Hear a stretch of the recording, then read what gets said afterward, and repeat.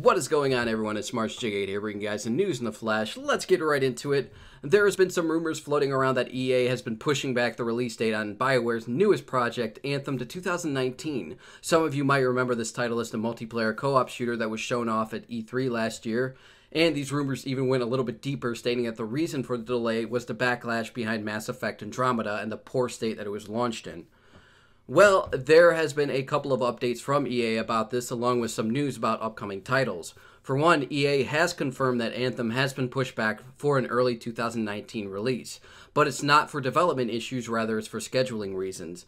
They confirmed that the Battlefield series will be getting a new entry this holiday season, and so they pushed the release date back on Anthem in order to not conflict with the sales for that game, which is something they had to learn the hard way with Titanfall 2, which was critically acclaimed, but suffered poor sales due to it being released right between Battlefield 1 and Activision's Call of Duty Infinite Warfare.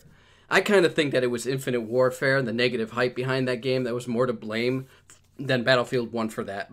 But either way around, it was still poor marketing. They also confirmed that Respawn's new Star Wars title is set for a 2020 release, and hopefully they actually stick to the title this time and don't cancel it and then shut down Respawn.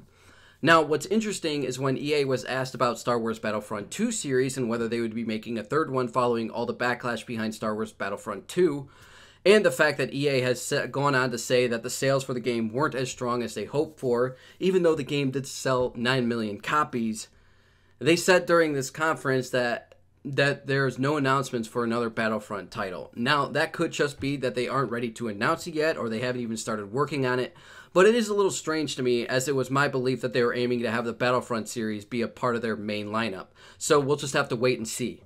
Anyways, if you guys want to learn more about this, check down below in the description. You guys can find links down there. Now let's jump into the exciting news about game developers and publishers, because that's always fun, right? Well, the company we're going to be focusing on today is Square Enix, who has some good news and some not so good news. Naturally, we'll start off with the good news, as Nintendo Switch users out there might have gotten a chance to play a demo for an exclusive RPG currently only known as Project Octopath Traveler that Square is currently developing. It was downloaded over 1 million times, which is an insane number to think about when we're talking about a new IP and a demo for it. The demo was originally released back in September, and it was intended to get player feedback on the game through a survey. Now, usually with demos, developers say that they're listening to feedback, but it's generally only feedback on gameplay balancing elements that they're really listening to. Not here, though. Square Enix actually took the feedback and did something with it. They released a video basically going through and describing the changes that they're making from the player base feedback, including removing the mechanic of holding down the button to run to just making it so you have to hold down the analog stick all the way in the direction you want to go to run, adding fast travel, improving visibility, including wall color adjustments, and adding landmarks, allowing event scenes to be skipped, and a number of other changes. I'm actually just hearing about this game for the first time, and just seeing the visuals on it, it looks incredible. I hope the demo is still out. I hope the demo is still out there, because I do want to give it a shot at some point. And let's be honest, any new titles for the Switch already gets me excited. And then we move into the not so good news. The gameplay you guys are currently seeing right now is from a game called Hyperlight Drifter, which was designed by a guy named Teddy Dife, who after the release of this game was soon hired by Square Enix Montreal. Well, he has announced that he is actually leaving Square Enix after they decided to cancel their game due to changes of business strategy in the studio, and they deemed his project no longer compatible. He goes on to say that he no longer feels this is the place to be to pursue the kind of games that he wants to develop, and that he's going back to being an indie developer. Now, on one hand, I have to applaud this guy for not giving up his goals and passions, even though the company says, it's no longer compatible. I applaud the fact that he's taking the risk and going back to being an indie developer. On the other hand, I have to say, what the heck, Square Enix? I thought you had a program that was literally trying to bring in more of these indie-esque titles, and what's the point of that if you're just going to throw away their work?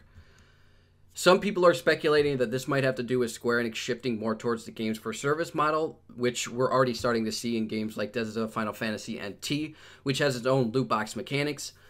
But I don't know. I don't know if that's the case here, and if it is, what does it mean for games like Square Life is Strange? And what about other development teams? For example, are we going to start seeing loot boxes in games like Tomb Raider or Hitman, or even the new Avengers game that's currently in development? I don't know, guys, but I would love to hear what your thoughts on this are down below in the comments.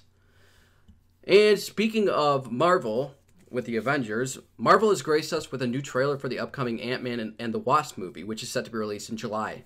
All I can say is that it looks great. It seems to have a nice blend of that goofy side that the first one had, along with the more action side that Marvel has been perfecting. Check it out below if you guys are interested.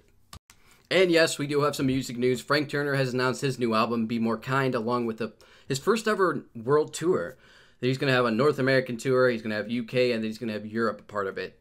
The North American leg will have support coming from the Menzingers, Lucerio, and the Homeless Gospel Choir. Frank Turner is by far one of those artists that I have to see, and I've been meaning to see him for quite a while now, but I just haven't gotten the chance to do it, so I am not going to let my chances pass this time.